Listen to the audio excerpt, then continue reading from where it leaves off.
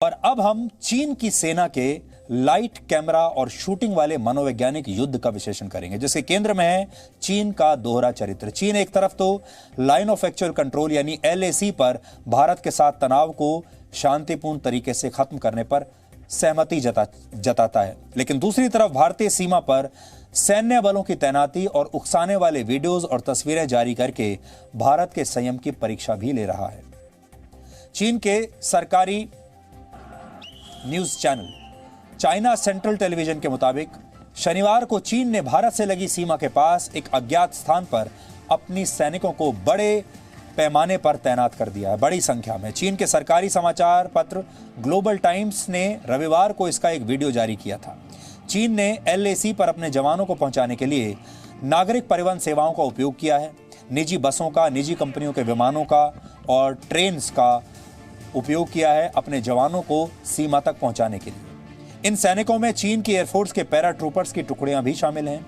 इन जवानों को चीन के हुबेई प्रांत से उत्तर पश्चिमी सीमा पर करीब 16,000 फीट की ऊंचाई पर तैनात किया गया है, ऐसा उनका दावा है। और ये वही इलाका है जहां पिछले करीब 1 महीने से भारत और चीन की सेनाएं आमने सामने खड़ी हैं। जवानों के अलावा चीन ने ट्रेनों के जरिए बड़े बड़े टैंक्स और बख्तरबंद गाड़ियां भी सीमा के पास पहुंचा दी हैं। चीन की मीडिया के मुताबिक चीन की सेना यह दिखाना चाहती थी कि कितने कम समय में वो भारत की सीमा तक अपने जवान और हथियारों को पहुंचा सकती है। चीन इस तरह के वीडियो जारी करके भारत पर मनोवैज्ञानिक दबाव डालने की कोशिश कर रहा है, लेकिन इन तस्वीरों को ध्यान से देखेंगे अगर आप, तो आपको पता चलेगा कि इतनी ऊंचाई पर भी चीनी सैनिक साधारण यूनिफॉर्म में हैं, जबकि इतनी ऊंचाई वाले क्षेत्र में शरीर को ठंड से बचाने के लिए सैनिकों को खास तरह के यूनिफॉर्म की जरूरत पड़ती है।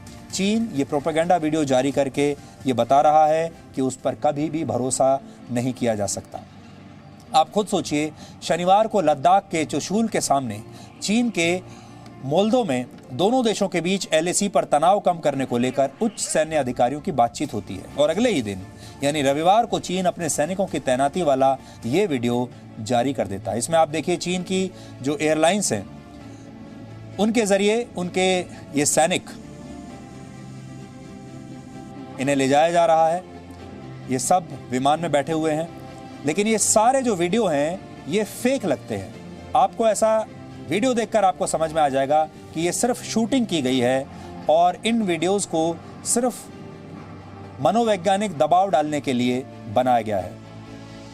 ऐसा ही एक वीडियो ग्लोबल टाइम्स ने भी आज जारी किया है।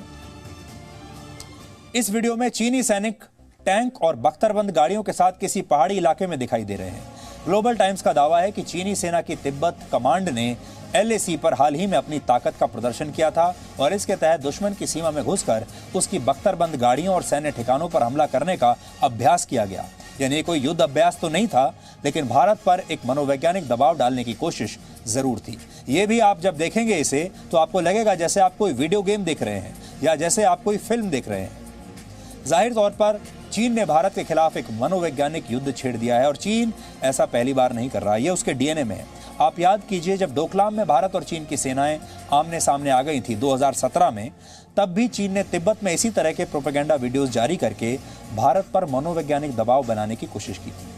चीन की यह बहुत पुरानी रणनीति रही है कि वो फर्जी वीडियो और विवादित सीमा के गलत नक्शे जारी करके दुश्मन देशों को उकसाने की कोशिश करता है और विरोधियों के मन में अपनी सेना की ताकत का डर पैदा करने के लिए ऐसी तस्वीरें जारी करता है जिनकी प्रामाणिकता हमेशा संदेह के घेरे में रहती है। इस बार भी चीन ने वही काम किया है जो उसे सबसे अच्छी तरीके से आता है। चीन की सेना लड़ नहीं सकती, उसने कोई युद्ध जीता नहीं, लेकिन इस तरह के वीडियोस में काम करने का चीन के सैनिकों को बड़ा पुराना अनुभव है। इसमें भी अगर आपने देखा हो कि चीन के जो सैनिक हैं, मैं दोबारा से वो वीडियो आपको दिखाता हूं, हवाई जहाज में वो बैठे हैं अपने हथियारों के साथ, अपने हेलमेट पहने हुए वो हवाई जहाज में बैठे हुए हैं और आपको देखकर ही ये लग जाएगा कि ये वीडियो ऐसा हो ही नहीं सकता, ये वीडियो फेक हैं और इन्हें उसी तरीके से शूट किया गया है जैसे किसी फिल्म को शूट किया जाता है। ये एक प्रमोशनल वीडियो लगता है और कहीं से भी आपको ये नहीं लगेगा कि इसमें कोई सच्चाई हो सकती है। देखिए, ये वीडियो मैं आपको फिर से हम दिखाना चाहते हैं। ये सारा वीडियो ऐसा है जो एक दबाव डालने के लिए, मनोवैज्ञानिक दबाव डालने के लिए एक फेक वीडियो जैसे जारी कर दिया गया हो। इन सब सैनिकों को पता है कि इनकी तस्वीरें ली जा रही हैं। विमान में जब ये लोग बैठ रहे हैं उस समय भी ये जानते हैं कि शूटिंग हो रही है। विमान में ये लोग किस तरीके से बैठे हैं, अपने अपने हेलमेट्स पहने हुए, अपने अपनी गन्स तैयार किए हुए, इससे भी आपको समझ में आ जाएगा कि ये नकली वीडियो है। चीन के इस वीडियो को देखकर भारतीय सेना ने भी अपने पराक्रम का एक वीडियो जारी किया है, वो भी हम आपको आज दिखाएंगे। इस वीडियो में आप भारत के सैनिकों, केंद्रीय गृह राज्य मंत्री जी किशन रेड्डी ने भी इस वीडियो को अपने ट्विटर अकाउंट से शेयर किया है। यह भारत का वीडियो है। 2 मिनट 4 सेकंड के इस वीडियो में सेना के आसमान से लेकर जमीन तक की तैयारियों और प्रशिक्षण को दिखाया गया है।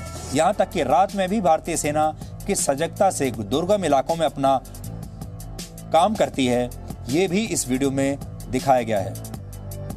ध्रुव वॉरियर्स नाम के इस वीडियो में भारतीय सेना की जल, थल और नभ की तैयारियां दिखाई देती हैं। वीडियो में आसमान में कलाबाजी करते सुखोई विमान हैं, वहीं ड्रोन जैसे भारतीय जवानों की आंख बना हुआ है, ये भी आप देख सकते हैं।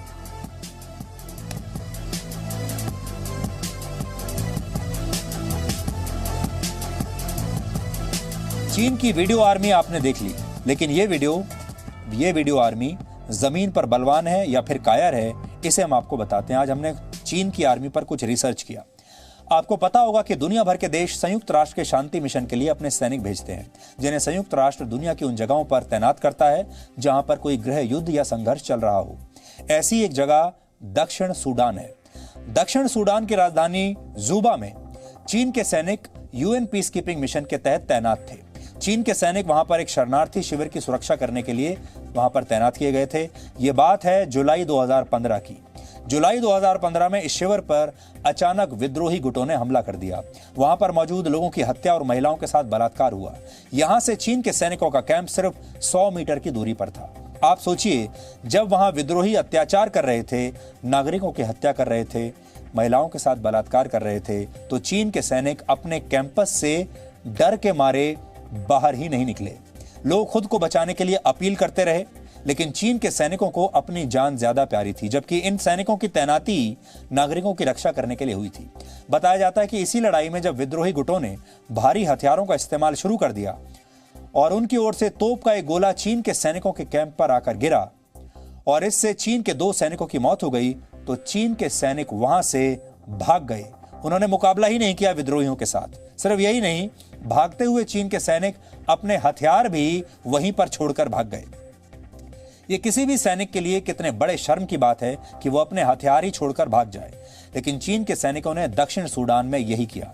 इसे सुनकर आप समझ गए होंगे कि चाइनीज सैनिक भी चाइनीज प्रोडक्ट्स की तरह ही होते हैं, जिनके टिकने की, जिनके चलने की कोई गारंटी नहीं।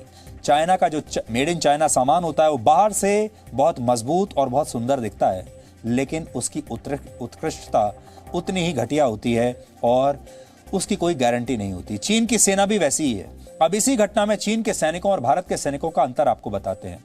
जिस वक्त दक्षिण सूडान में यह हमला हुआ, जिसमें चीन के सैनिक भाग गए, उस वक्त भारतीय सेना की एक टुकड़ी भी वहीं पर थी, जिसे रिजर्व में रखा गया था। ये भारतीय सेना की 7वीं कुमाऊं रेजिमेंट के जवान थे, जिन्हें हमले के बाद हालात पर काबू पाने के लिए वहां बुलाया गया। बेखौफ होकर भारत के जवानों ने उस इलाके में विद्रोहियों को भगा दिया और उस इलाके को फिर से अपने कब्जे में लिया। बताया जाता है कि बाद में दक्षिणी सूडान के यूएन मिशन के कमांडर ने भारतीय सैनिकों से खुद मुलाकात की और इन सैनिकों का शुक्रिया अदा किया। यानी भारत के सैनिक वहां पर लड़े, मजबूती के साथ विद्रोहियों को भगाया उन्होंने, और चीन के जो सैनिक थे वो अपने हथियार छोड़कर वहां से भाग गए। ये है चीन के सैनिकों की असलियत। भारत पूरे संयम और पूरी शक्ति के साथ चीन का जवाब दे रहा है, लेकिन यहां अपने ही देश में कांग्रेस के नेता राहुल गांधी सरकार पर राजनीतिक तोप चला रहे हैं। राहुल गांधी ने पहले शायरी करके ये कहा कि सबको सीमा की हकीकत के बारे में पता है। फिर उन्होंने कहा कि मीडिया को डरा धमका दिया गया है, लेकिन भारत के सैनिकों को सच पता है। वो जानते हैं कि लद्दाख में क्या हो रहा है। ऐसा लगता है कि राहुल गांधी बड़ा मजा लेकर एक तरीके से भारत की सेना का, भारत की सरकार का मजाक उड़ा रहे हैं। और इस ट्वीट को देखकर आपको ऐसा लगेगा जैसे वो एक तरीके से चाइना की ही मदद कर रहे हैं। चाइना भी तो यही चाहता है। चीन चाहता है कि भारत के अपने ही लोग भारत पर संदेह करने लगे। रक्षा मंत्री राजनाथ सिंह ने इसका जवाब दिया है और कहा है कि वो संसद में इस बारे में विस्तार से बताएंगे कि भारत और चीन की सीमा पर क्या हो रहा है।